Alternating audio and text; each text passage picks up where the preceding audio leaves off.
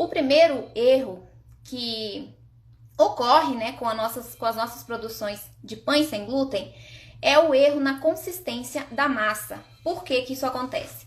Porque se você entrou agora nessa preparação sem glúten, se você ainda não fez pães sem glúten, ou se você agora já sabe, mas quando começou essa produção não sabia, eu também não sabia, que as massas com glúten, elas são mais consistentes, né? A gente consegue modelar um pãozinho muito facilmente, ela não gruda na nossa mão, a gente consegue passar no cilindro tranquilamente. Com as massas sem glúten, a gente já não pode fazer isso com a maioria das massas, né? Tem massas que a gente consegue passar no cilindro também.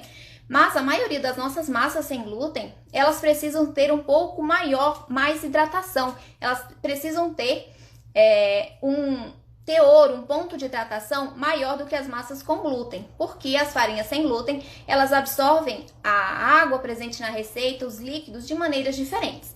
Umas absorvem mais, outras menos. Então, é muito importante que a gente conheça esse ponto principal, que a nossa massa sem glúten, ela vai ser um pouco mais hidratada do que a massa com glúten.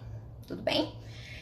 E o que pode acontecer com o meu pão quando eu cometo esse erro na consistência da massa? Bom, o pão, ele pode crescer bem no forno e aí ele baixa no centro ou ainda dentro do forno ou logo que eu retiro ele do forno.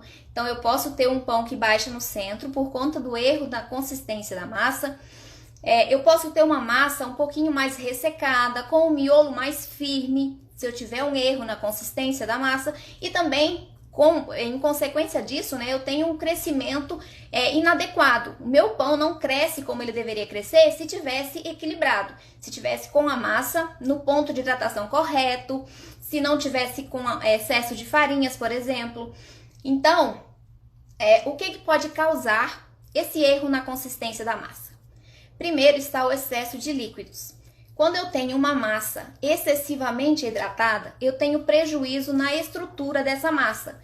Então, o meu pão vai crescer e aí ele vai baixar no centro, porque o centro do meu pão, ele está com pouca estrutura, porque eu tenho muito líquido para pouca farinha. Então, eu não tenho a gelatinização do amido o suficiente, firme o suficiente para suportar o peso da massa quando ela crescer. Então, ele vai baixar no centro. Então, o excesso de líquidos, ele é uma das causas para que seu pão baixe no centro. Por isso, eu sempre falo nos meus vídeos que é muito importante que a gente conheça as funções dos nossos ingredientes. Principalmente as funções das farinhas sem glúten, das farinhas que a gente utiliza no dia a dia. Porque cada farinha absorve os líquidos de maneira diferente. Então, por exemplo, se eu utilizo um mix de farinhas integrais, eu tenho que saber que eu preciso adicionar uma quantidade maior de líquidos, porque as minhas farinhas ricas em fibras vão reter mais umidade, certo? Assim como se eu utilizo um mix de farinhas brancas, com farinha de arroz branco, por exemplo, fécula de batata, esses amidos. Quando eu tenho um mix básico feito com farinhas brancas, eu tenho que adicionar um pouquinho menos de líquido, porque as minhas farinhas não absorvem tanto esses líquidos, né? Então, é muito importante conhecer o ponto de hidratação. E você só vai conhecer esse ponto de hidratação se você testar as receitas em casa, utilizando as farinhas que você está acostumado a utilizar. Então, teste, não tenha medo de errar. Se você assiste um vídeo que está ensinando a fazer o pão e ele mostra o ponto de hidratação da massa, observe direitinho para você fazer igual. Além disso, além de as farinhas absorverem a umidade de maneira diferente, você tem que perceber que mesmo a mesma farinha que você compra no mercado, tipo a farinha de arroz, se você compra em um lote e ela absorve X gramas de água, em um outro dia você vai fazer a mesma receita utilizando a mesma farinha, ela pode absorver mais ou menos água, porque a depender da safra do arroz, ela pode ter a capacidade de retenção de umidade maior ou menor. Por isso que é importante você conhecer o ponto de hidratação, não só das farinhas, né, para o tipo de farinha, mas também de cada receita. Qual é o ponto de hidratação que cada receita requer, tudo bem? Então, excesso de líquidos foi. Agora, nós temos outro problema. Além do excesso de líquidos, nós também temos o problema de excesso de farinhas. Como as farinhas sem glúten absorvem a umidade de maneiras diferentes, se a gente adiciona líquido a menos, mais farinhas e menos líquidos, eu também vou ter um pão que cresce menos, porque a evaporação dos líquidos também ajuda no crescimento e na estrutura dos meus pães. E também vou ter um pão que fica mais ressecado e com o miolo mais firme, tá? Então, das duas maneiras, eu vou ter prejuízo no meu pão. Por isso a importância de conhecer o ponto de hidratação. Um outro ponto relacionado à formulação de ingredientes é o uso de agentes de liga. Como todos sabemos, o glúten é uma proteína milagrosa que faz da elasticidade, da estrutura, da maciez, da estabilidade às massas, permite que a gente estique a massa com glúten sem que ela se rompa. E na panificação sem glúten, nós não temos o glúten, então nós precisamos agregar algum ingrediente que também vai fazer essa mesma função, né? De dar liga às massas, de permitir que ela não fique esfarelando.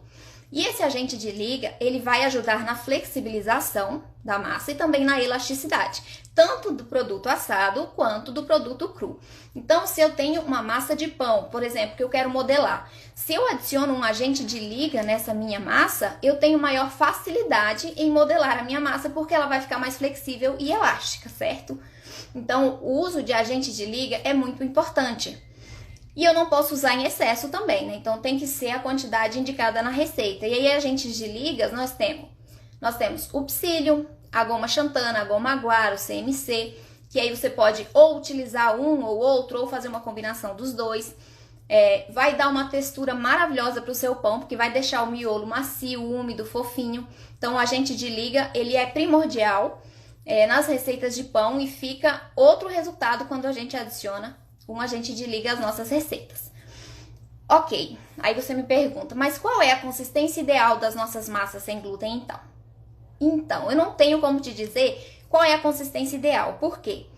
Porque a consistência ideal vai depender da receita que você está fazendo, se é um pão único em uma receita, em uma forma, né, de pão grande, normal, se é um pão porcionado, se é um pão francês, se é um pão bisnaga, um pão de hambúrguer.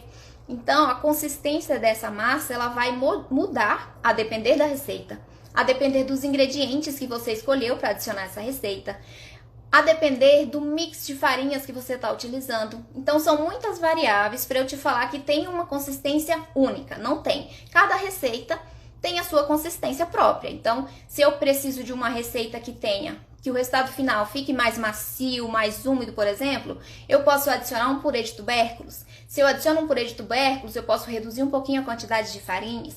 Então, varia das substituições que você vai fazer. Não tem um ponto ideal, mas você precisa testar em casa. Esse é o segredo. Teste em casa, utilize as farinhas que você tem, que você prefere e faça seus próprios testes e você vai descobrindo com o tempo qual é o ponto ideal de hidratação para cada tipo de massa.